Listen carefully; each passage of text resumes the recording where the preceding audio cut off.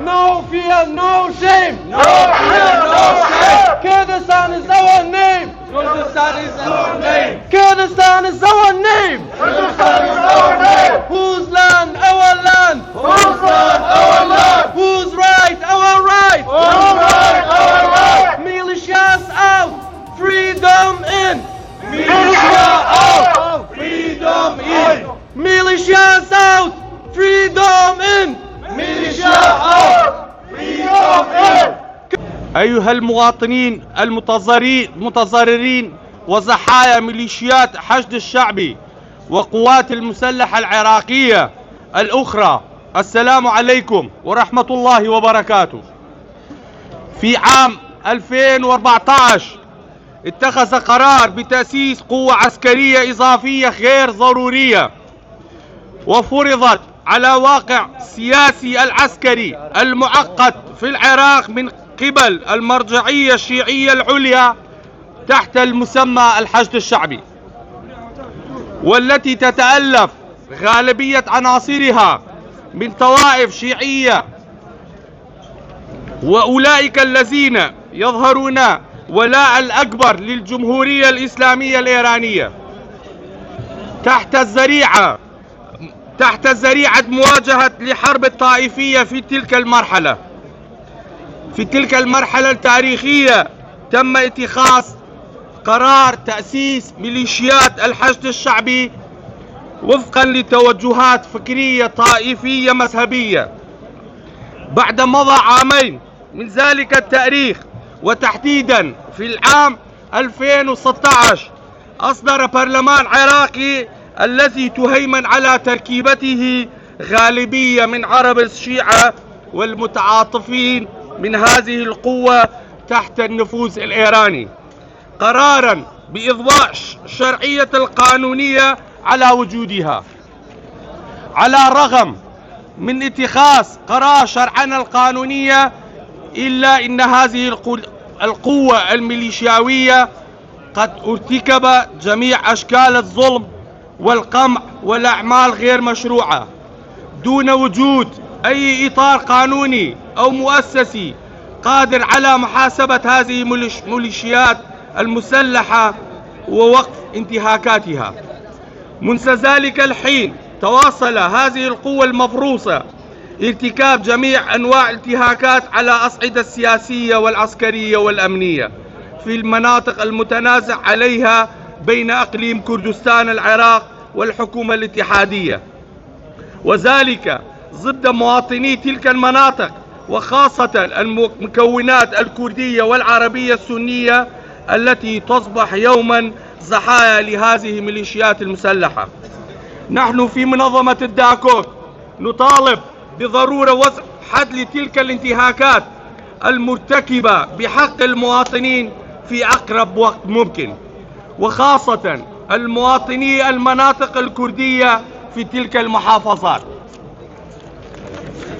بالرغم من التحديات الإدارية والمالية والداخلية، فإن منظمات دولية معتبرة مثل العفو الدولي والهيومان رايتس ووتش والأمم المتحدة تؤكد وقوع هذه الانتهاكات وتوثقها.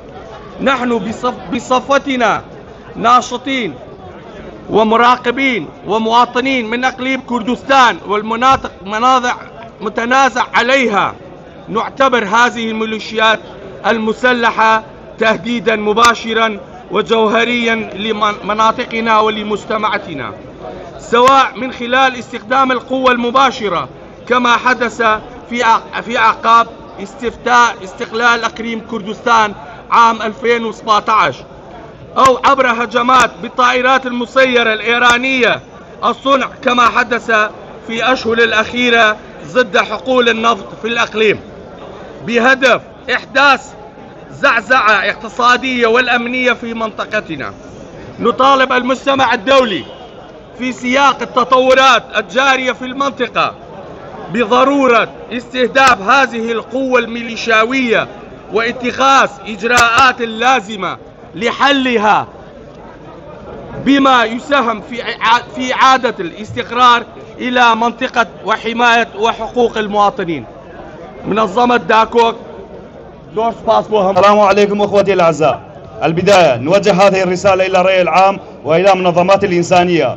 وما بعد أرحب بجميع أخوتي المظاهرين وجميع الأعضاء السياسيين في منظمة داكوك سبورت سنتر. نحن اليوم مستمعين في هذه المظاهرة أمام القنصلية العراقية في مدينة مانشستر دولة بريطانيا الشقيقة، والهدف من هذه المظاهرة هو ضد امتداد السلطات التيار الشيعي والميليشيات الشيعية والأحزاب الشيعية مثل القوات الميليشيات الحشد الشعبي وسرايا السلام وغيرها من الميليشيات الأخرى الذي يتطاولون في فرض سلطتهم وسيطرتهم في المناطق المتنازعة الكردية في أقليم كردستان العراق، الذي تم تسليم هذه المناطق إلى الميليشيات الشيعية من قبل الأحزاب الكردية الخائنة، الاتحاد الوطني الكردي والأحزاب وحزب الديمقراطي الكردستاني ما يسمى بالكردي حزب يكيتي وبارتي في 16 أكتوبر 2017. ويبدأ هذه المناطق من سلاسل جبل حمرين إلى مدينة كركوك. ويقومون هذه الميليشيات الشيعية وبأخص القوات الحشد الشعبي بفرض سيطرتهم وسلطتهم على القومية الكردية وتعريب سكانها أهل المنطقة من بيوتهم وتسليب أراضيهم الزراعية والسكنية ومداهمات بيوتهم وسرقة أموالهم وقتل وسجن شبابهم وفرض قوانينهم الجاهلية على سكان المنطقة. من أحدث وأخبث قوانينهم الزواج من الأطفال صغار السن لمصالحهم الشخصية. نأمل بإتلاف هذه التيار الشيعي وإرجاع السلاح إلى المخازن الدولة وإلى مخازن الوطنية. وشكرا لك. Teşekkür ederim arkadaşlara. Bize bir fırsatı verdiler konuşak. Bize zulüm olduğu zulmü Kerkük'te bu milishiyetten Şia milishiyetinden Saraya Selam'dan bütün ahzab, Kürt ahzablerinden, partiden, heketinden Kerkük'ün demografisini değiştirmek için, Kerkük'ü Türkmen Araplaştırmak için, Kürtleri Kürtlaştırmak için, Kerkük'ün milli kimliğini değiştirmek için bize olduğu zulmü biz buradan Britanya'nın parlamentoda seslenmiş bütün siyasilere deriz. Biz çok zulüm gördük ve milişiyat Şia'dan, Haçlı Şabi'den bütün Kürt hizblerinden parti olsun, heketi olsun sağ olsa teşekkür ederim. أنا اليوم لكي نشارك في مظاهرات السلمية القانوني ضد الانتهاكات الحشد الشعبي التي تستعملها ضد شعبنا الكردي في العراق وضد جميع المكونات من القتل وخطف وإخافة الناس باسم الدين والمذهب والطائفية من ظل الأفكار الإرهابية. نحن هنا نطالب حقنا لتغيير النظام الفاسد الحاقد الوحشي. بسم الله الرحمن الرحيم. اليوم بتاريخ 14 أغسطس 2025 نحن اليوم كنازحين كرد من كركوك نتظاهر ونتحجج على المعاملات التعسفية والوحشية التي يتعرض لها المكون الكردي الذي هم أصحاب الأرض والسكان الأصليين. ندين بأشد العبارات السياسات الشوفينية التي تمارسها السلطات العراقية وبالأخص الحشد الشعبي والميليشيات بغير منضبطة والمنفلتة التي تمارس جميع أنواع التفرقة والاضطهاد ضدنا. وأنا اضطهدت من قبلهم ومن قبل أناس تابعين لهم. أنا كمواطن كردي من مدينة كركوك نجوت بنفسي من بطش والمعاملة الوحشية من ميليشيات الحشد الشعبي، واضطرت أن أغادر بلدي لكي أطلب اللجوء في هذه البلد لحماية والحصول على حق اللجوء السياسي لكي أستطيع أن أعيش بأمان وسلام وأبني مستقبلا مشرفا.